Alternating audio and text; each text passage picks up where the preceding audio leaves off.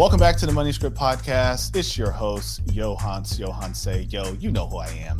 I'm here. I'm back. It's 2020. What year is it? 2023. Yes, 2023. I almost said 24. That's because I'm already planning for 2024 and 2025. Sometimes you just got to do that. What better time than now? But it is 2023. It is what I am dubbing the Jordan year. I'm a huge fan of Michael Jordan, for those that know me well. Also as a hometown hero of North Carolina. So this is the year of Jordan. So I'm really excited to play at my peak level all year long. Okay. I'm trying to put up Jordan numbers this year. And you know what Jordan numbers is for me? Jordan numbers for me is consistency. Okay. Doesn't mean that I'm going to score 50 points, 70 points, 80 points a night. I know there's people that do that. I'm going to be consistent all around defense, offense. Give me the ball, coach, put me in, let's go. I am so excited to be back with all of you. We had a little break for the holidays. Hopefully you've gotten over your retail therapy. I'll call it that. Hopefully you got everything for yourself that was on your list for those of you that participate, and things on the list of others in whatever holiday that you're participating. I hope you enjoyed some fun with friends and fun with family. And I also hope that you're not experiencing any, what's the word I'll use? Regret. In finances, the holidays can be a really tough time. It can. A lot of people just tend to spend a little too much money. A lot of individuals don't prepare themselves for that time of year, and it comes every single year. As a matter of fact, it's coming this year too. So I encourage you, take some time, sometime this month, this week, depending on when you're listening to this. Matter of fact, it doesn't matter when you're watching or listening to this. Take some time out for your finances. Okay. Take a moment out and just think about the things that are happening in the next 6 months, the next 12 months that you need to start planning for. As you know, I'm a financial planner. That's what I do. I want to help people make better financial decisions with their money. I want to help people align their financial behaviors with their values and with their goals. And to do that, that means we got to take some time with our money from time to time. I do want everyone to know, if this is, when you're listening to this, if it is still early 2023, you've probably saw in the news that there've been some massive changes to retirement planning, the Secure Act 2.0. We've got our team of attorneys and CPAs. We're all getting together and we're breaking down what is happening in the Secure Act 2.0. We'll come back with an episode later this season to tell you how you will be affected. Most of the stuff isn't in effect right now. They're talking about things that are going to happen in 2024 and beyond. So stay tuned for that episode. We did launch silently over the holidays. You may have seen it pop up. Alicia put out her brand new Money Mantras podcast, and it is fire. Oh my goodness. I've already listened to it. If I look at the rankings of how many times it's been listened to, I'm like, oh, wow, I'm like 100 of that. It is an amazing episode. It was the most requested episode of last year. Everyone kept asking, when is Alicia going to do a new Money Mantras? She did. She went out and got a gentleman to do a little reggae tune for her. It's to a beat. It's great. You'll love it. I told her she's going to get a Grammy for it. I'm going to put it out there, or Emmy, or she'll get something for it. We're working on it. I am so excited today. I have the amazing, the talented Jade Simmons with us today. I met Jade at the Riskalyze 2022 conference. Shout out to Aaron Klein. Thank you for inviting me to share the stage. I mean, we weren't on stage at the same time, but we shared it. I was on it and she was on it. And oh my goodness, this woman was powerful. She is a world-renowned pianist. Okay. And am I allowed to give away the secret? I don't want to steal the thunder of the. I'm gonna tell it anyway. I can do this. This is my show. So here's what happened. She asked for a show of hands of individuals that know how to play the piano, have played an instrument sometime in their life. And I'd been talking to my neighbor, and he's like, "Go ahead and put your hand up." I was like, "No, I'm not that good anymore. That was a long time ago." And there were some people raising their hand. She picked a gentleman not too far from me, sent him to the stage, and told him, start playing a tune.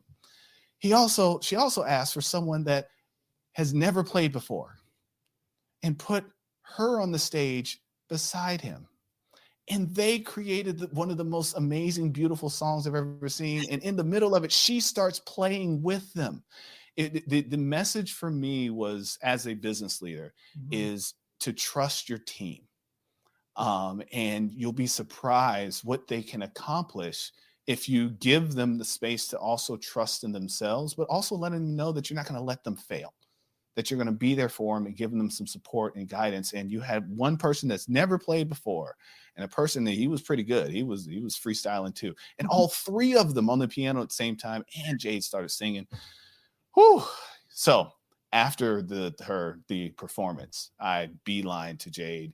I actually waited in line with everybody else. They were doing book signing. We're going to talk about that too, but I had to wait. And I said, Jade, can you come to the Manuscript podcast? And here she is. So with no further ado, Jade Simmons, CEO of Jade Media. Welcome to the Manuscript podcast. How are you? I'm good. You're going to have to come on the road with me and narrate that segment now. Now I want some narration with it. Ooh, that thing was, I'm still getting goosebumps. I'm glad. And everything you said you took from it is that's what we hope, people can, I could do it more with that example than I could by just saying what I wanted you to feel about leadership, right? For you to see it happen in real time. That's always the highlight of the show. And knock on wood, I've never picked wrong. Most of the time it's two people who both don't play at all. So it's always risky for me because as the leader, you're stepping out of the spotlight and handing it over. But I love that moment because of the points that you mentioned. Indeed. Yeah. Well, welcome. Now you're in the same state as I am. Am I correct? Aren't you in Houston? I'm in Houston, Texas. That's right. Okay. All right. So yeah, I'm right up the road in Dallas. Okay. Yeah. I'll have to, now that I know that you're in Houston, I usually get there at least 2-3 times a year. Okay. Well, and I'm also, my hometown is South Carolina, Charleston, South. Okay. My main man is Jordan. Now my husband doesn't like for me to say that, but that's my guy. That's my guy. I might be taking that Jordan year too. I like it's the Jordan year. That's it, all year long. I like it. All year long. So Jade, you are an incredible, dynamic, powerful, I can keep going on with the adjectives, motivational speaker, coach. I mean, just incredible. And I, as someone that would like to aspire to that, to command the stage at that level, I'm just curious, how did you get comfortable with being in front of a stage like that using your voice? Because playing the piano, you don't say anything. Your fingers do all the talking. Yeah. But to use your voice in motivating a group of leaders, can you tell us about how you got there? Yeah, I mean, I definitely think a lot of what people are seeing on stage from me now comes from having a background in performance. I did all of my schooling in music. I was a music major for undergrad and for grad school. So that definitely helps you get comfortable on stage and really listening to your audience, right? But the thing that differentiated me as a pianist was that I started speaking to the audience in between the music. I started having conversations with the audience, trying to inspire them, pointing their ears in a certain direction, what I wanted them to hear in the music. I often gave them tidbits about the composers because I wanted their brains and hearts to be active as they were listening. And, sidebar, I was also a little bit of manipulation there because it helped me with whatever stage fright I was having, because I was now creating this rapport with the audience. So I began to feel like I was playing more for a room full of friends than a room full of critics who were waiting to see me fail, right? That's the story we tell ourselves, especially in classical, is every note I miss, every memory slip, it's going to go down in history as the worst concert ever. And one of the ways I dealt with that ridiculous pressure was I began to make friends with my audience through speaking. And then the speaking took on a life of its own. And now the speaking is the main thing, but the music is what now differentiates me in the world of speaking. So it's been a really flip-flop. Yes, definitely differentiates you. And when I go to events like the Riskalyze conference, I'll go to see who is presenting, but I don't do a lot of research. Yeah. I'll see, okay, I know who that person is, but I like to be surprised. Mm-hmm. I do. Like, I just want to go in without any preconceived notions about what I'm going to receive, not going to receive, and just go in and absorb. And I believe we were on the same day. So when you began, I think they were doing the prep in the green room. Mm-hmm. And I was like, no. I like, yes, I know what I got to do. I'll be back for Mike's. I need to go to see this presentation, especially when as soon as I heard a little bit of piano, I was like, wait a minute, I'm in the wrong place. I need to. So, but it was incredible. I probably took 3 pages of notes. I Oh, really appreciated good. everything that you share. So now let's just call it out. You're Black and you're a pianist. So there's not a lot of Black folks in the piano industry that are not just, I mean, I could think of like a Timberland or somebody like that that does beats and producing, Yeah. but to a classically trained pianist, you've got to be a one of very few. Am I I'm right? one of a few. They're more than you think, but I am definitely Ah, one of a few with visibility. Should we say it that way? okay. Okay. And when I was younger, I was one of a very few. There are more now coming down the pipeline, and there are whole networks like the Sphinx organization that specializes in opportunities that highlight African American and Latino community artists who are in these communities, and they make sure you are seeing more of us on these stages that you're not used to seeing us. When I was coming up, there was like one or two guys. Mm-hmm. Watts was one of the big names, and all the orchestras booked that one guy, right? No shade to Andre, he's phenomenal, but the orchestras booked that one guy. There was one Black composer they always played.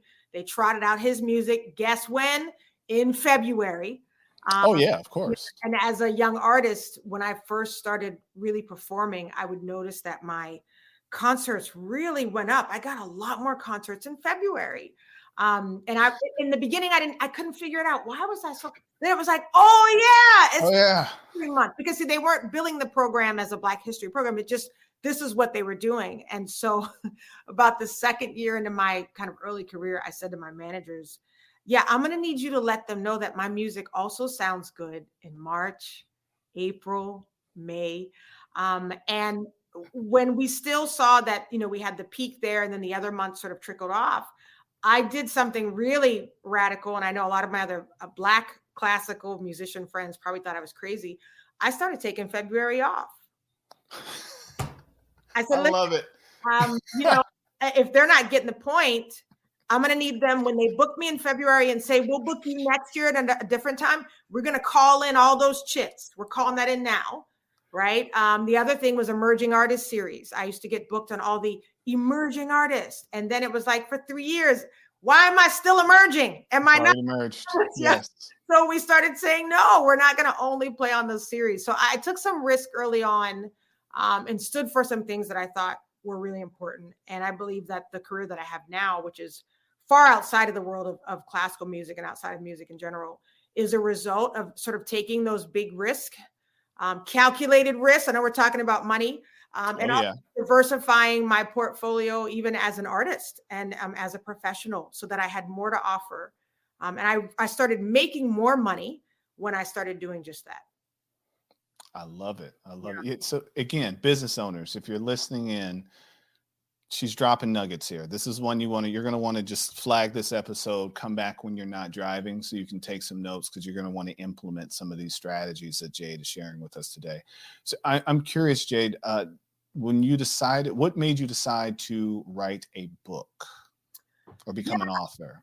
I'd written, the first book I wrote it's called Emerge Already. And it was for other emerging artists. And it was sort of business tips on how to build a business as an artist. We weren't taught that in music school. Now, lots of music schools have music business and, but even still, if you take those programs, they don't really get to the real crux of how to build not just a career, but a business, a sustainable business in the arts. So most artists don't think of themselves as self-employed or as business owners. And so that was sort of my first foray into coaching, was helping other artists think more in terms of enterprise.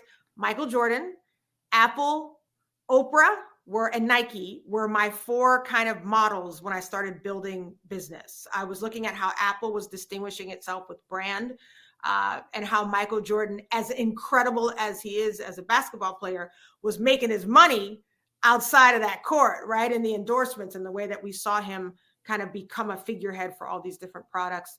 Oprah was making inspiration a product and a service. And so I was just, and Nike, just the vibe of Nike, that when you see that swoosh, you understood what it meant. And so I was kind of learning lessons from people outside of the world of the arts and applying it to myself as a business owner. So that was the first book, focusing on artists. The second book is when I understood really that I did not even have to limit myself to my art. My faith is a huge part of who I am. And I thought I prayed like everybody else. And it wasn't until I'd be in a public arena and people would ask me to pray, and they would say, I didn't know you could pray like that. I didn't know we had permission to pray. I'm like, pray like what? Like the words you use, like the way you just talk to God, like he's right there. I thought that's how everybody prayed. So I wrote this book called Audacious Prayers for World Changers, Live and Pray Out Loud, because I felt like we were praying too small when we had with such a big God, and we were talking to him so apologetically, like, if you get chance in your free time, can you help a sister do this? And it's like that. He already told us what we can ask for and what's been promised. So why not pray big? And that was a hit book. The prayer book written by the pianist had nothing to do with music. Nothing. Yeah. And that was sort of this. I thought my first book needed to be a music business book or my biography or a book on music. And it was one of those lessons of, your purpose is too big to be held up in one thing, and you get to ride it out in multiple vehicles. And my faith is one of those vehicles as well. Amen. So we, with every guest that we have on the Money Script podcast, we want to talk about money scripts, and money scripts are these preconceived notions, these ideas or songs or movies or that play in our mind about our relationship with money. And what I'd like to remind all of our listeners and our viewers here, and by the way, if you're on YouTube, take the moment, you made it this far, go ahead and click and subscribe. Yeah, I was going to say it at some point. Well, there it is. It just happened. Click and subscribe. And while you're at it, go ahead and tell a friend too. Won't hurt. So we've realized that people have these money scripts about their relationship with money. And a lot of times these money scripts are developed at a very young age, because we've watched our parents, our grandparents, or even a friend or some other family member, and it impresses upon us at a very young age. And that's how we start to develop this relationship with money. So it's the first show of season 4. So I thought I should just kind of break that out a little bit. Jade, you already know what it is. So let me ask, Jade, what is your first memory of money? That's a really good question. I'm glad you sent it to me in advance. And as I'm sorry. Future podcast guest. It is an on-the-spot question. You have to come up with it right now. All of it. As I thought back, I keep looking for the actual image of green, and I can't find one. So what I did find, you mentioned grandparents. My grandparents spoiled me. I was the only child for a long time. I'm 12 years older than my sister. So I was wonderfully spoiled rotten. And they bought me, my grandmother always bought me a ton of stuff. And I don't remember people telling me no. My Christmas they would literally put the Christmas tree up on this coffee table. There were so many gifts. So my initial I thought we were rich because we had a ton of stuff. I don't think I understood until I was close to adulthood that we actually didn't have a ton of money. We were probably middle class in terms of my mother and father. And my grandparents had very good jobs, right, for their generation, so to speak. And so I think I probably grew up thinking that stuff equaled wealth. Now, as a person that would be considered wealthy, you wouldn't necessarily know until maybe this year because I got a new car. But what I was driving was not indicative of what was in my bank account. I don't rock a lot of labels, at least not outwardly so. What I was wearing was not indicative of the kind of money that I was making or the kind of charity I was able to contribute to. You couldn't tell it by the stuff. And so I think, only as an adult was I able to understand that money was a lot different than material. Interesting. That is, and actually that kind of gets to, we're going to read a little bit of your book, Story Time. So this relationship that you had with money, the wealth equals stuff. When do you think it started to transition for you? I think the more money I got, I noticed I wasn't actually interested in acquiring stuff. I was more interested in reinvesting.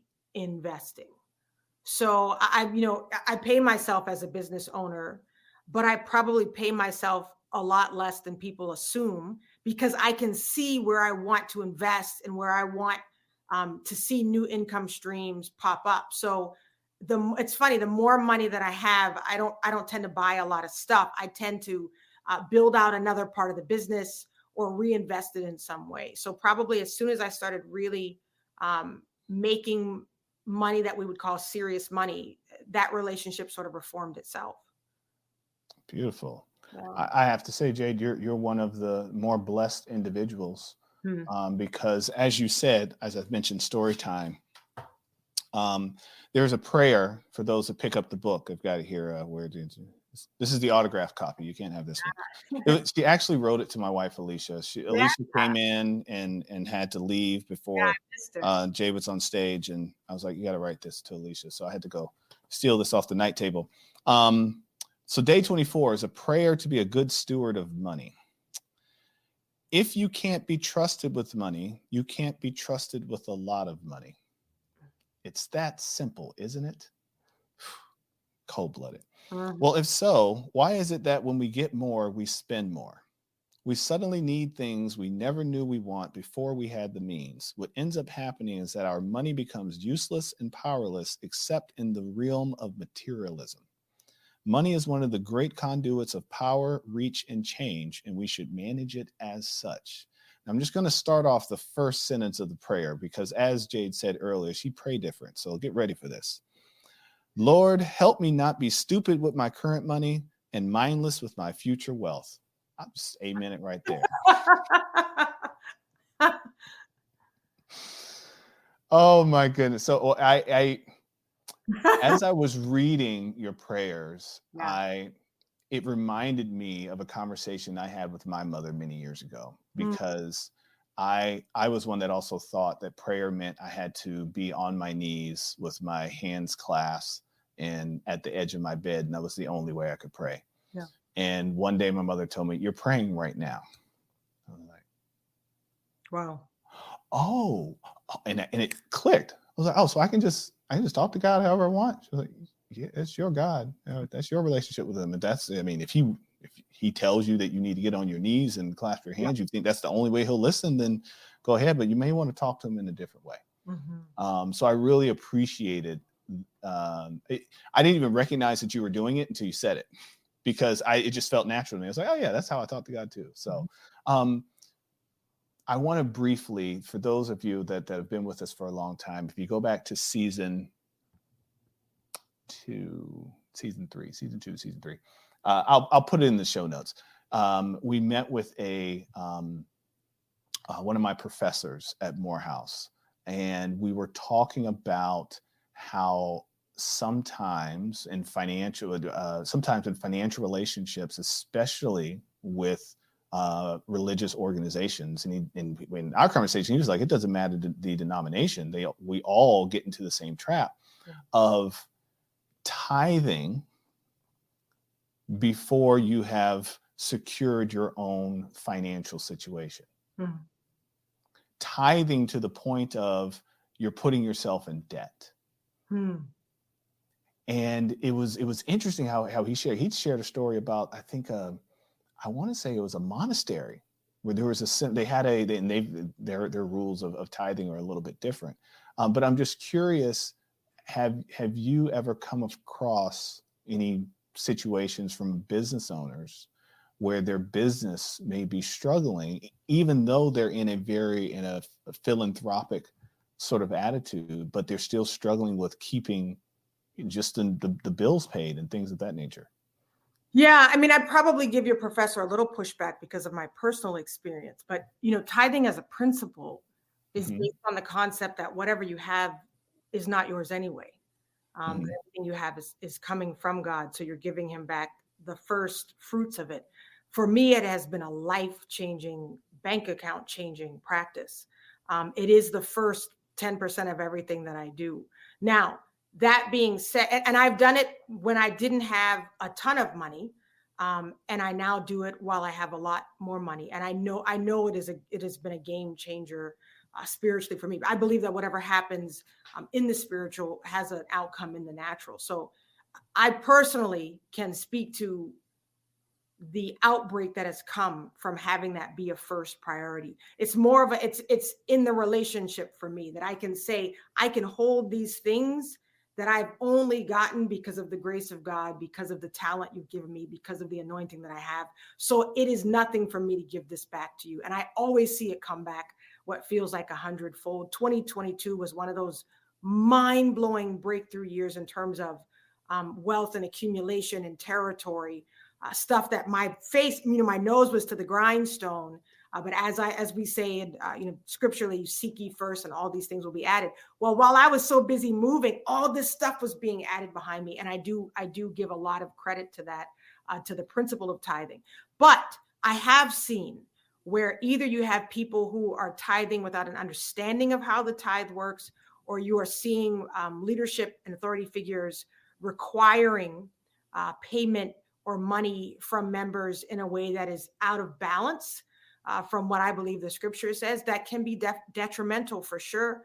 I've seen people who have been mentally ill and leadership understanding there was an issue there with stability, and that mentally ill person donating money they didn't really have. And then when they were back to their senses, so to speak, or back on their meds, so to speak, realizing, crap, I gave away all my money. And seeing organizations not have compassion for that and give it back. So there's definitely some misuse. There's definitely some misunderstanding. But personally, as a principle, I do stand by it. I think it's a powerful method for multiplication. I've seen it over and over and over. And I know one of the things I know we were going to talk about is this idea of, where did you start to see things change, where money is concerned. And I remember going through a whole 2 years of, I really feel like being taught about the principles of radical generosity, where Yes. I was getting that nudge to give when it was not convenient. And I went through this season where, I don't know, I felt like God said, if you ever have cash, actual cash in your wallet, give it away if anybody asks. And I'm telling you, I don't care where I was, what city, whatever street corner I was on, there was a homeless person or a person in need. And you say, well, are they going to use it on what they should use it on? Are they going to buy food? Are they going to buy diapers? Are they going to buy liquor? And I felt like God said to me very clearly, that's none of your business. None of your business. Me and you have a thing going on. So your business is the answer to me. And then I deal with them. And so I went through a year or two of up-leveling in my giving. My giving began to increase exponentially. And I saw almost a direct correlation to increase in my own income as well. Beautiful. I heard in that the understanding the principle of tithing, and I think that's what I was trying to get at with the professor is making sure that people are that relationship to their tithe, and whether it's tithing to a church or is tithing to the goodwill. I mean, at that point, I'm not trying to split hairs on who you're giving to or how you're being philanthropic. But it's got to be tied to your values, and you've got to have a principle around it and know that, yes, if you're giving away your first 10%, you're also not still living on 95%. There we go. If you go. give away the first 10, there's only 90 left. Yeah. And then whatever else are we, when we say we can't afford the tithe, what else are we spending on? Right. That is. Are your values in alignment with your financial behaviors? You can't tell me that you want to give away money, but you're giving it all to Visa, MasterCard, and American Express. Oh, wow. That hurt. Okay. So it's a new year. I just want to help. I want to help bring some people a moment of truth here. Okay. So, all right. We've got to wrap it up here. We could just keep going and going. We would do part 3. We have to do it. Exactly. We will get back together. Okay. So Jade, please tell us, what are the big things happening for you in 2023? What should we be looking out for? What stage will you be on? How do we find your book? We are working to make sure that my name and face is synonymous with the word purpose. I know we think we know what purpose is. I know a gazillion books have been written on it, but I have written what I believe is the definitive, mind-blowing re-understanding of what purpose is and how it works. New book coming out on Valentine's Day called Purpose the Remix. All right. So we're taking that definition. People think purpose is what they do. And that's why they're so frustrated, because then when they go do something else, like, I don't have any purpose anymore. No, purpose is not the thing you do. Purpose is the thing that happens in others when you do what you do. So Yohance, you can express yourself in purpose here on the podcast. That purpose picks itself up and rides out in any other vehicle you want it to. But the key is figuring out what is that outbreak effect. That outbreak effect is where purpose lies. And I'm telling you, my goal is to free people and free their purpose so that they can move more powerfully. That book comes out, and everything else we're doing will be revolving around purpose and what it can do for people. Live events, books, challenges. We're excited to really bring as much purpose as possible to the world this year. We might have a new book for book club. Yay! We do book club we do about 4 or 5 books a year. Oh, you'll love it. And any clients that join in on the book club, we send them a copy of the book. So we're getting to the end of one, so it might be time to start another. I will put it in the hat. Good. All right, your website, where do we find you? You find me at jadesimmons.com, and I'm most active on Instagram, official Jade Simmons, but I'm also on Facebook and YouTube and LinkedIn and all the places. So easy to find. Beautiful, beautiful. Well, everyone, thank you for spending some time with Jade and I on the Money Script podcast, where our purpose is to help you make better financial decisions, period. Okay, that's what we're here to do. Hopefully you pick something up from this episode. Not hopefully, I know you picked something up from this episode. If it was on and was playing, you picked up something from it. Tell a friend to tell a friend. Give us some 5 stars on Apple. Subscribe on YouTube. Coming up in the season, we will have a Secure Act 2.0 conversation so you can know how that's going to affect you. A lot of us is going to affect our parents and grandparents. Most of it has a lot to do with them and the money that they have, how they can pass it on, how it's taxed, some radical new changes to the 529 plans, some changes to 401ks and Roth IRAs. There's a lot of changes. So we're gonna talk about those changes on future episodes. Got a great lineup for you for season 4. Remember, I said it earlier, check out Alicia's podcast, The Money Mantras. That should be one that should be on heavy rotation. You know, wake up in the morning, need to get your mind right on money, let it play. I think it's like 6-7 minutes or something like that, maybe. It's like a song. It is a song. It has music, but maybe it's spoken word. I'll let her tell it. Again, thank you for joining us on the Money Script podcast. We will see you next episode. Thanks for joining us on the Money Script podcast. Be sure to check out our other episodes, subscribe, follow, and give us 5 stars. Continue to send your financial questions on Twitter or Instagram at the Money Script. Go to moneyscriptwealth.com and schedule your complimentary consultation to discuss your specific goals and concerns. Financial advisory and investment management services are offered by Money Script Wealth Management PLLC, a registered investment advisory firm registered in the state of Texas and California and other states where exempt. The Money Script LLC and the Money Script Wealth Management PLLC and guests of the episode may have interest in the investments mentioned today. The opinions and views are expressed here are for informational purposes only. This material is educational in nature and should not be deemed as a solicitation for any specific product or service. All investments involve risk and a significant loss of principal. The Money Script nor Money Script Wealth Management offer tax or legal advice. Please consult your tax advisor or attorney for specific advice about your situation. Until next time.